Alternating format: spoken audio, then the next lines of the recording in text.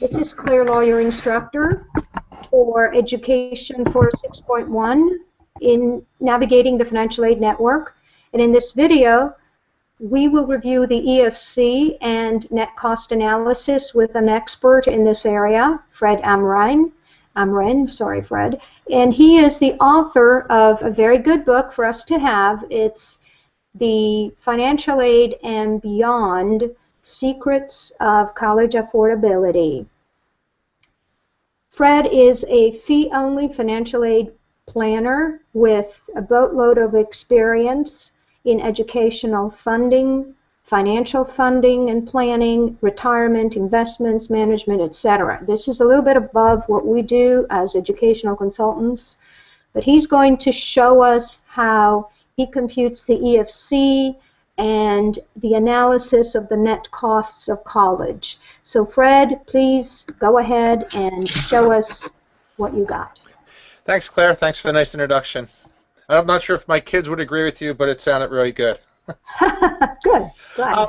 I think there's a lot of things that go on here. One, your clients will probably have access to Naviance or a product similar to that that shows them, what their admission strength is and what you, as a college counselor, will show them their probability of getting into the schools.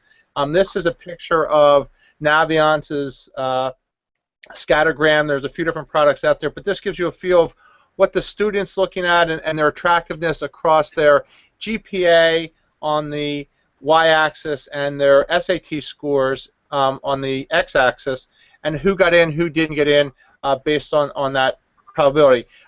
I look at this as more of the attractive scale of the admissions part. What's not in here is the subjective pieces that you can improve, such as their essay and their interview skills and things like that. Sure, and Naviance is so popular in high schools, and students and parents have access to it. So that's pretty good for them to be able to take a look at it. And then let's see what you do with EFC Plus. So what we've done is developed a new tool called EFC Plus, and this is what the schools are doing from an enrollment management standpoint. The schools are taking the students, being attractive or their ability to be admitted on the y-axis, which is a combination of all those things that we just talked about. But then also, what is their financial need? So the x-axis for us becomes what's the financial need of that student, and then what you're seeing here is on the y-axis. You can see this point here. This is the average SAT GPA unweighted. So your students would most likely be above that, unless they have a unique skill, such as an athlete or maybe they're a musician or something. But now here's what, and everyone's pretty familiar with the, your academic reach. But what people don't realize is their financial reach. So the the x-axis here that we can see, which is about $16,000, is what the average package is at this school. So in this student, they're above the academic. The blue dot is that student, and what their academic position is, and also their financial position. What actually happens is when the schools put their profile class together, they're looking at what this box or each of those boxes are going to generate from a revenue standpoint as students get admitted. So that's the business aspect of this process that most people are unfamiliar with, and it's kind of a mixture of what the schools promote. They go to those admission days and talk about you need to apply and we have plenty of financial aid, and that can be a little bit misleading. For me, it becomes indirectly a lottery system. So this really helps you understand how much of a position or where in the process. So we're just going to jump forward.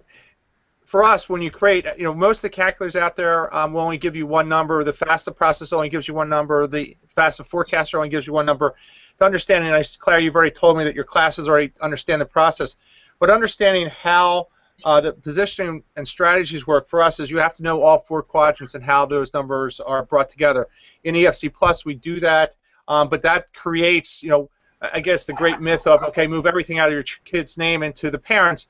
That necessarily isn't true, especially if you're higher-end people. You actually want to put assets in the child's name for tax strategy reasons, which we're not going to cover today, but that's the big myth that a lot of people misunderstand. Right, okay, right, and that's not something that we do as independent educational consultants. We would never be expected to know those tax strategies, but in learning how the institutional methodology works and how the federal methodology works, I think that students have learned that, for instance, the federal methodology backs in the IRA contributions or child support, and that the institutional methodology includes the net worth of the home residence, principal residence, and worth of the business, and so on and so forth. So those new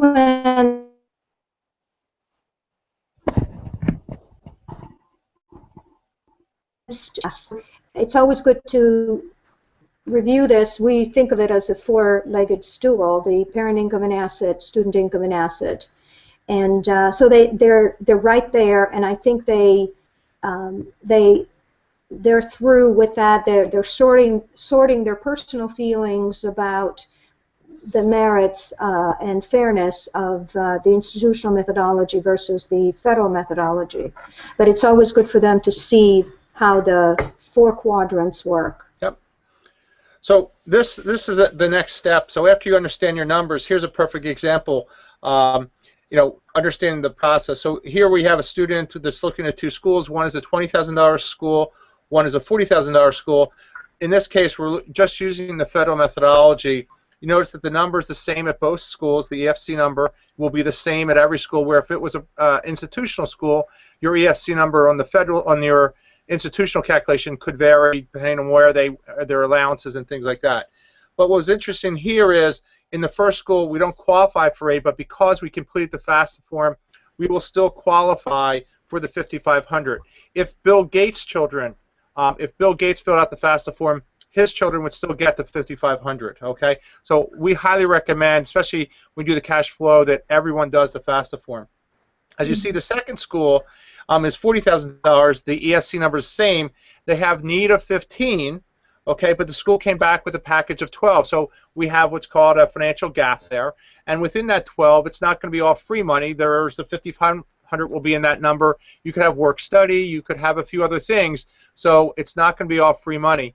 That's an important part. I'm going to take one step back. This is another decision that a lot of people are facing.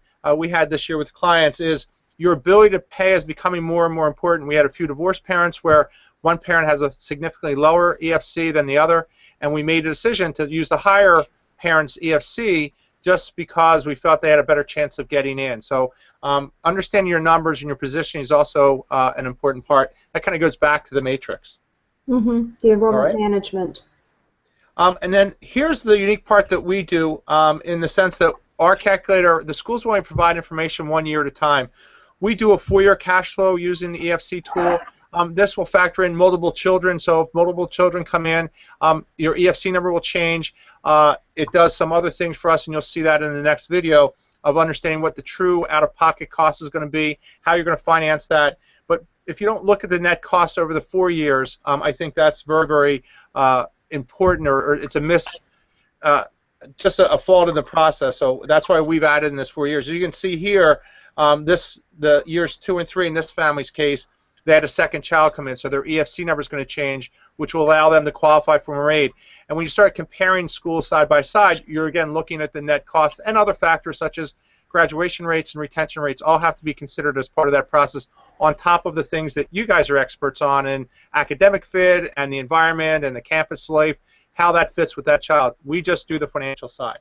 I think that's really important, Fred, because the fact that colleges work on a budget year by year, so they're enrolling a slew of students every year, but they really don't give you a 4-year peek at what the 4-year cost will be. So I think this is really useful because obviously we have a high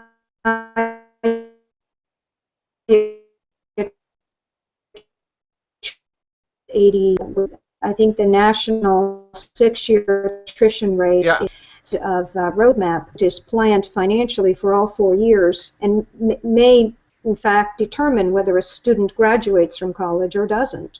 Yeah, I think, Claire, when you see some of the other schools, when we do this in the 4 years, we have a school that meets a high percent of need. You may not qualify for the first year, and you're looking at, parents have a tendency to look at just the sticker price, but when you start looking at the net price and see what the gifting policy is and how that EFC number is going to change, it may make a very competitive school more attractive, because to get that name brand or a better environment, it may only cost you an extra $15,000 or $20,000 over the 4 years once you see all the numbers, and then especially when you factor in graduation rates and things like that. So that's why we think it's really important of looking at the whole thing and not just the sticker price.